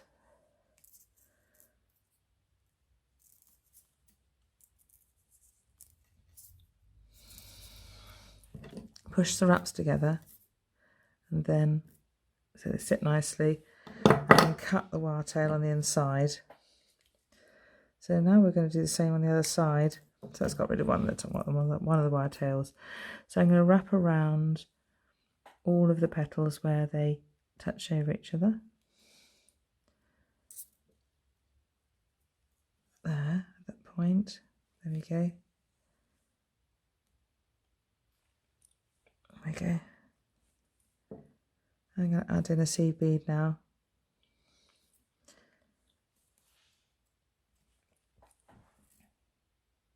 And then what I'm going to do is work down the same way as I did and finish that wire off, and I'll come back to you in a moment. So we've attached the base of the setting. I just need to make sure everything's symmetrical. And just what I've done is moved these wires out of the way a little bit so that they're all sitting next to each other. At this point, it's a really good idea just to make sure that these two outer wires are sitting to the outside edge of this one, of the central setting, the single petal settings. They all sit next to each other nicely, and make sure these little lobes sit inside those larger lobes on the side, so that it's all balanced. So if you just need to make sure that that's all set in place. Now we're just going to wrap the 1.4 wire around between the outer petal and the outer lobe, just on that frame, and bring the wire up inside that frame, but not inside the single petal frame. So wrap that once and pull, and do the same on the other side. There you go, and pull. Now I'm just going to add in a 6mm bead to the top. Right, so I've made sure everything's symmetrical at the base. I've attached the base wires. We've made sure we've attached at the side here, and these little side beads, make sure they sit into just above where the setting is. So make sure that when you wrap around here, you set these little beads in as close to the top setting as possible. I'm now going to, and we've bound around here at the top here, just above the petals, adding in that bead, and we've got the wire sitting in at the side here, and I'm adding in a 6mm bead into this point with a crisscross bead attachment. We just got to make sure also that these wire tails at the top are nice and symmetrical and everything's all balanced, and this sits into place nicely. These two little lobes sit above each other nicely. So I'm just going to pull this into place. At this point, the 6mm bead doesn't really quite want to fit into this space. A 4mm will probably fit better. It's because I want to create a graduation of bead sizes that I'm going to put a 4mm bead here. So I'm going to use a 6mm here, where I used a 4mm in the other design and the other beaded one. Now here we're going to put this, attach this bead into place by wrapping through this point on the side of the petal, between the lobe and the top side petal. Now I tried it with one bead and it didn't quite, it showed too much wire, so I'm going to thread on 2 beads to this section and then wrap down in between the 2 lobes, in between the upper petal and the lobe. And that, I think, hides the wire a bit better. Then bring the wire up inside the setting, so it's to the outside edge of this single flower setting and to the inside edge of the main flower setting. There we go. And I think the 2 beads sit better than the one. I tried it with one and it wasn't quite good enough. So I thought, well, let's go for 2 and see if that sits better on this particular wrap. So pulling this one so the beads sit closely against, there we are, the bead there. I might need to create more tension on the other side. So I'm wrapping into the same place, pulling quite tightly. Again, same, I'm just going to pull a bit more tightly so everything pulls into better position. Just make sure everything's symmetrical. And that's the whole point. This can sometimes be just a bit of a battle with symmetry. There we go. I think that's sitting a bit better now. Okay, well done. That's lovely. So I'm going to move on to the next section. So here's the piece at this point. We've got the gemstone piece added in. We've got a 6mm bead added in, and we're ready to work up to the top arms now. Right, so I'm going to pass the 0.4mm wires that you've attached this 6mm bead and the seed beads with. You want those projecting to the back of the piece at the moment, in between the side lobe and the top outer petal. And I'm going to pass them, this is similar to the way we worked on the top of the other one, into the setting either side of the crossing point. So this one passes across to the opposite side of the crossing point here, and then you can wrap round there. Oopsie daisy, once. around that crossing point, and then I'm going to wrap this up the opposite arm for a few of the single petal tails until I'm ready to get to the point where I can add in that 4mm bead. So spend a bit of time getting that tension right and the wrap's correct. So I'm just going to push them down into place with a sideways squeeze of the pliers, because it's just too difficult to get my fingernail into there and get enough tension because it's quite a small space. So again, keep pushing that with the pliers, packing those wraps down. So that's almost at the stage where I think I could add a bead in a later stage. So the other wire needs to come up to the other side of this crossing point and wrap around once. If I can get it to do it. Oops, just got to straighten out the wire with your fingers, and then it might go through where you want it to go. And if a wire gets really ragged, just trim the ends, and then it'll be quite nice and well behaved if it's trimmed. If it's a raggedy end, it often doesn't thread through beads or small spaces very easily. So with this one, I'm just going to add in, just above the crossing point, threading through this little lobe on the side, a little 11A seed bead. So this is the one I'm going to add in a little bit more with. And get that to sit just want to make sure that, yeah, just get that to sit just above that crossing point there. So I'm just going to thread it through on the other side of that crossing point, just of the wires, just so.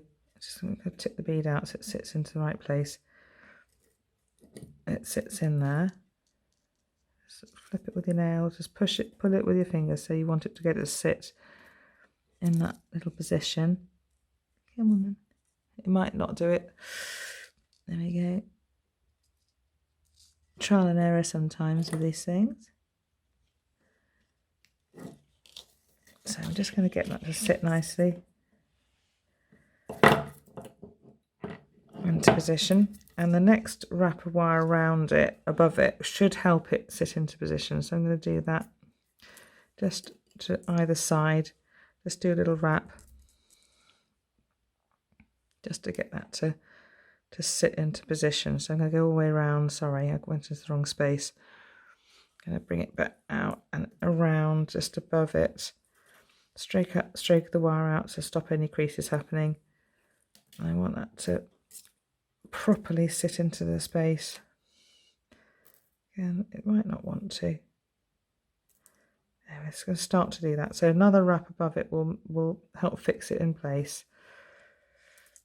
Push really close to it. And if you want to wrap below it, that can also help it too. So wrapping to the other side of it, below where you've attached it. So make sure it just put your fingernail in there.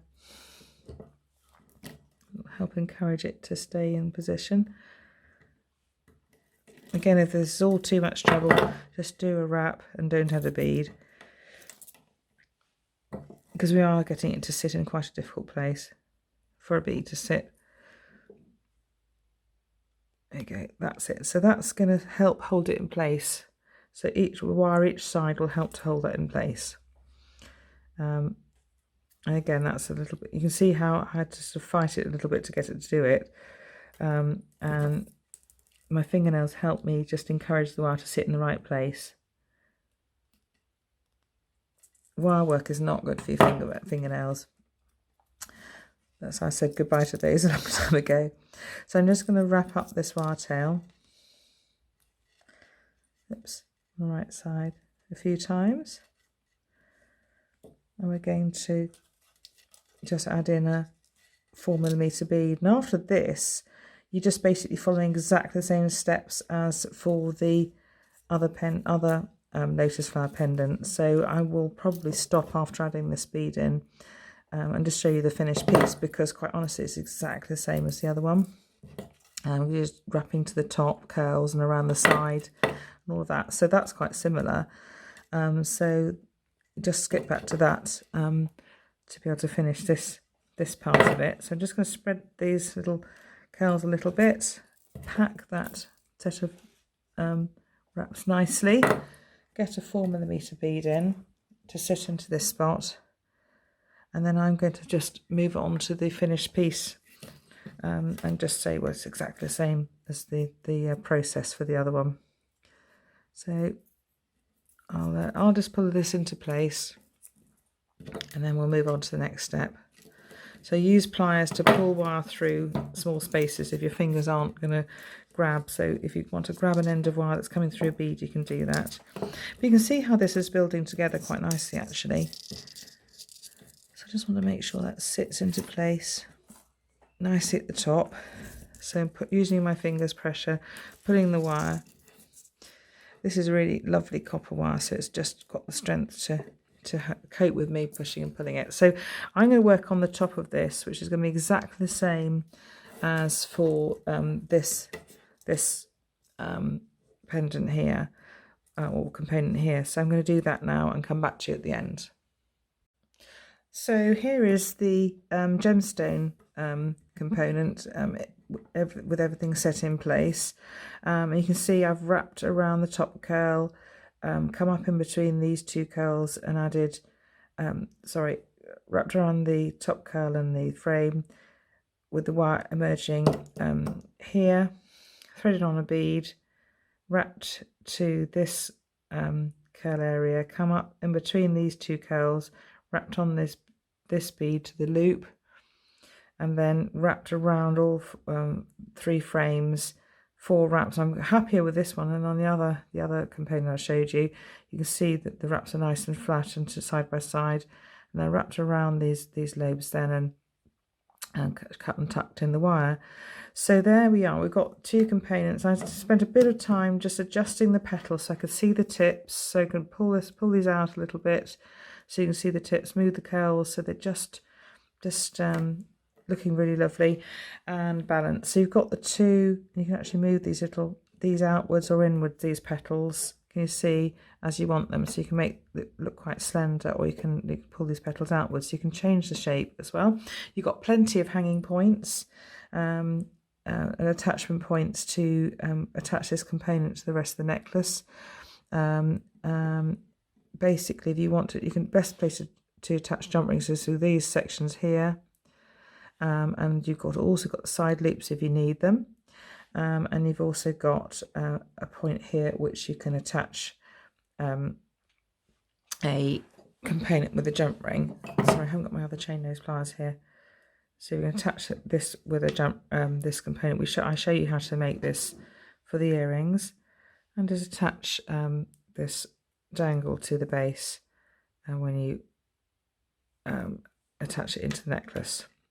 So that's a nice pendant on its own actually, but we're using it in the necklace itself.